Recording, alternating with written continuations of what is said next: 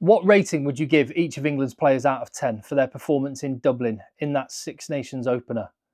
Cracking game. I've just come down from it now and had a little bit more time to reflect. And yeah, I'm going to give each of the players a rating out of 10, review their performance just briefly, and then looking ahead to France, use that to maybe dictate what, if any, changes England should make. And I'd love to know what you think about both the scores, players you thought really stood out and put their hand up, or didn't, and maybe should be considered for selection next week, and tactically how England need to go against France in order to get the win.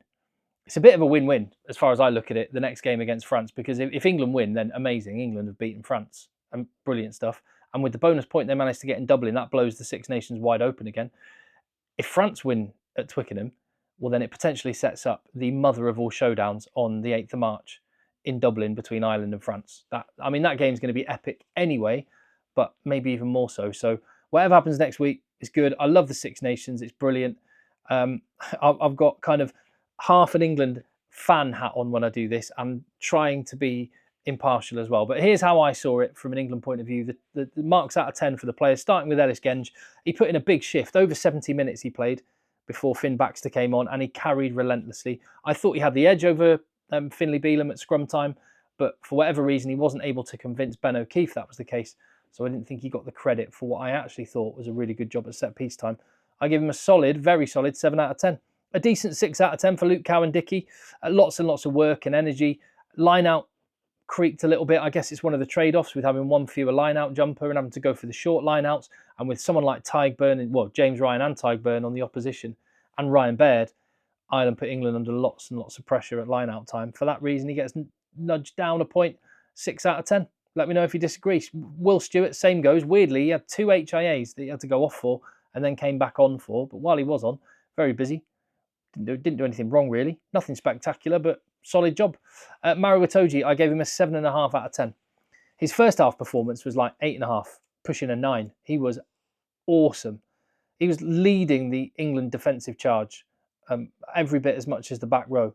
Went quiet in the second half. And as captain, I don't know. It's been a consistent problem with England. I mentioned this in the video earlier, so it's not aimed at Maro Itoje, but somehow England have to stem the tide.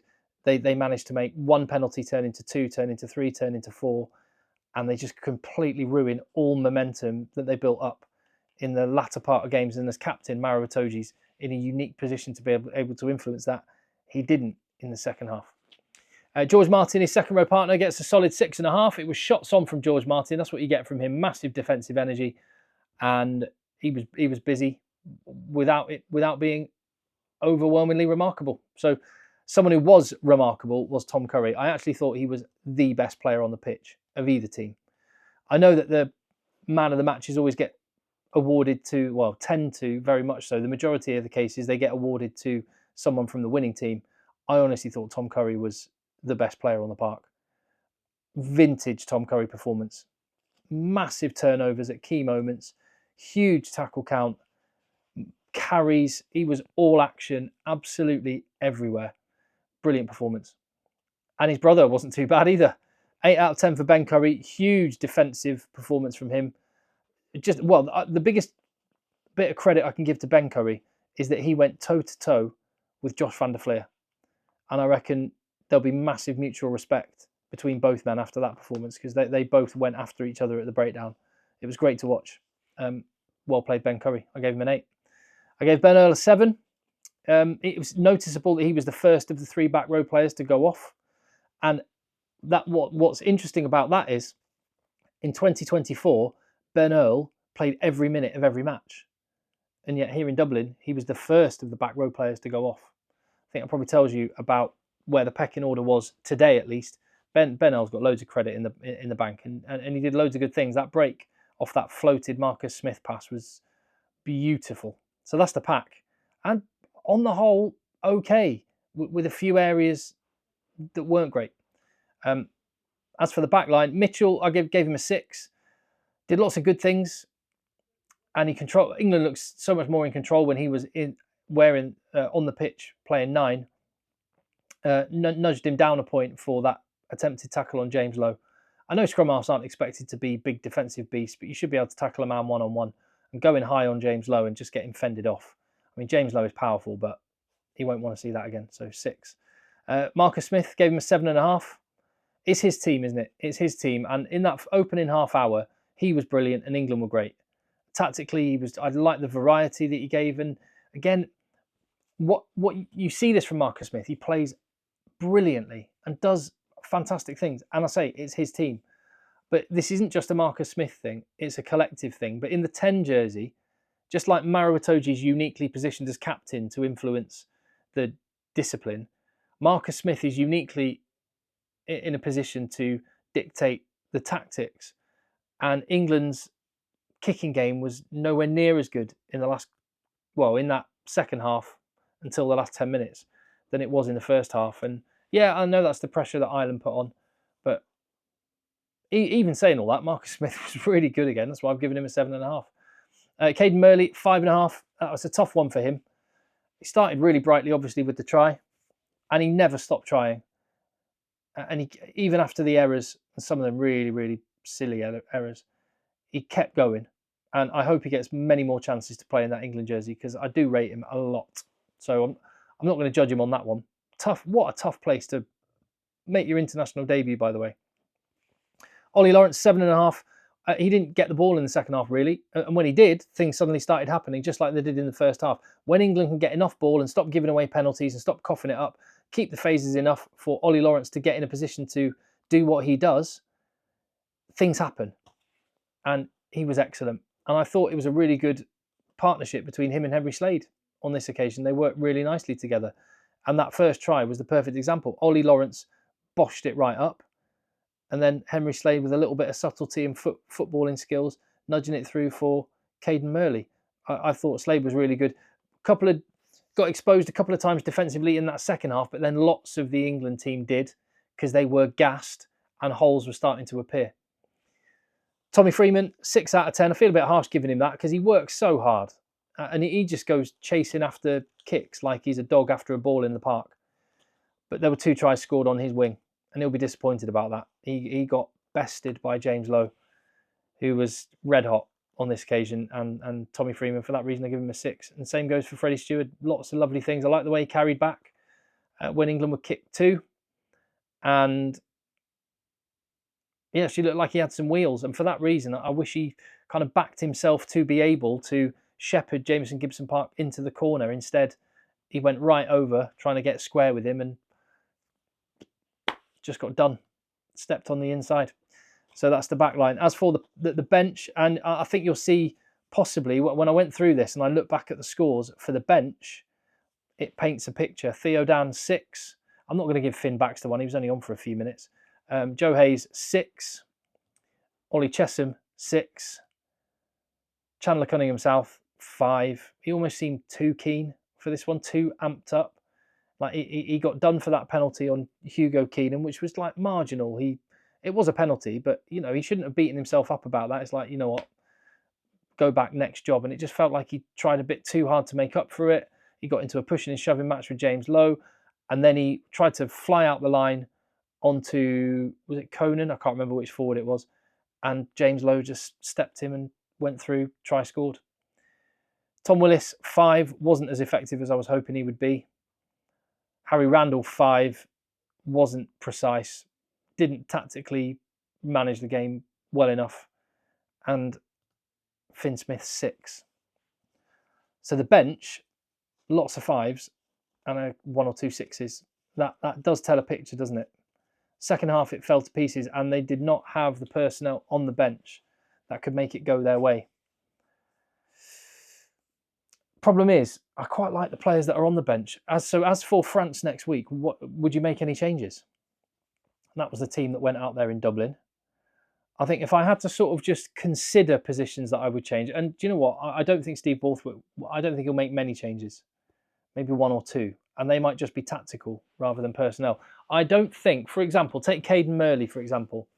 I don't think starting against Ireland and then making a couple of bad errors, if you then drop him out of the team or out of the matchday squad at least, I'm not sure I buy that. If you think he's good enough to play away in Dublin, you should think he's good enough to play at home against France.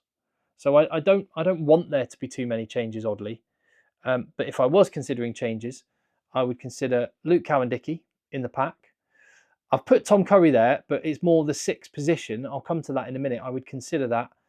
I'd consider Caden Murley, but again, but tactically more than anything. And I would consider Randall and Smith on the bench, not because of their performance, but tactically. So let me go through that. Luke Cowan-Dickie, if Jamie George is available, I might go for him. Line out the club connection with Maro Itoje. That works. Blindside flanker, Tom Curry's probably earned the right to start.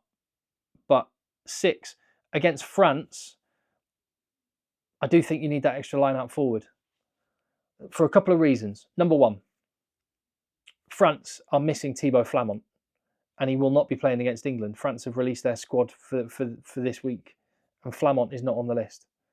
So there's an opportunity there to have a pop at France's line out, and I think England should. Secondly, sorting out their own line out, which didn't function perfectly against Ireland today. And also, if you pick another line out forward and you have a slightly more balanced back row to start, then you can have confidence to get the ball off the pitch a little bit more. And as I thought would happen, England didn't really kick off the pitch very much. They kept the ball infield.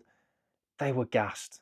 England were gassed, and they work at such a high work rate. They need to be able, against France, who are so big and physical and have got so much pace, they need to be able to slow it down. So I want them to have the confidence just to get it off the park and go for it, and then attack France's line out. So I think I might consider that. Caden Murley, tactically, because potentially one of France's weaknesses is aerially under the high ball. They're not very good at it. And, you know, South Africa at the Rugby World Cup, Ireland when France have played them, France have been found out. I thought Wales should have done it more because they actually were quite good when they kicked on Friday night, last night. And I think England should kick more and compete. Worked quite well for them in the first half against Ireland today, and I think it will work even better against France. So for that reason, maybe Caden Murley might be a consideration tactically. And Randall and Smith, what am I thinking there? Well, Randall, it might be because of the type of game you want to play. Smith, I don't know. There's a part of me that thinks, roll the dice. Don't put a fly half on the bench, because keep Marcus Smith in the 10 jersey. And if he gets injured, in the unlikely event he gets injured, well, that's a risk you take with a 6-2 split. And Henry Slade covers there at club level. He can cover there, and Freeman can step into centre, and it crack on. The likelihood is, touch wood, Marcus Smith doesn't get injured and he can stay on. Because again, I think it didn't work. It sort of, England came off the accelerator a bit when Marcus Smith was moved around. So that's just one thought. And maybe if I were picking, if Jamie George is available, I pick Jamie George.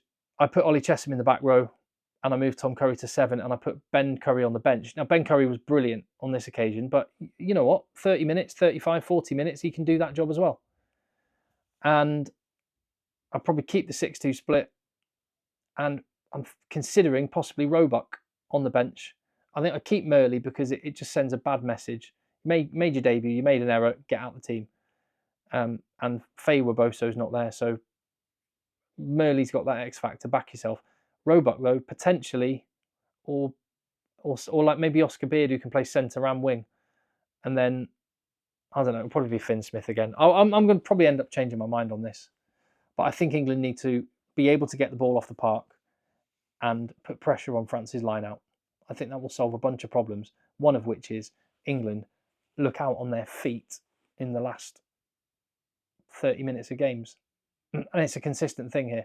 I know they got a couple of late tries when they kind of were rolling the dice and had to, but there you go. I'll reconsider that. Come back to that with some thoughts, maybe with a bit more time. Mind you, Steve Borthwick will be announcing his team on Tuesday if he sticks to what he did this week, so we might not have that much time after all. Let me know what you think about that. Your thoughts on England, the ratings you give players, the changes you make for France, and I'll see you on the next one.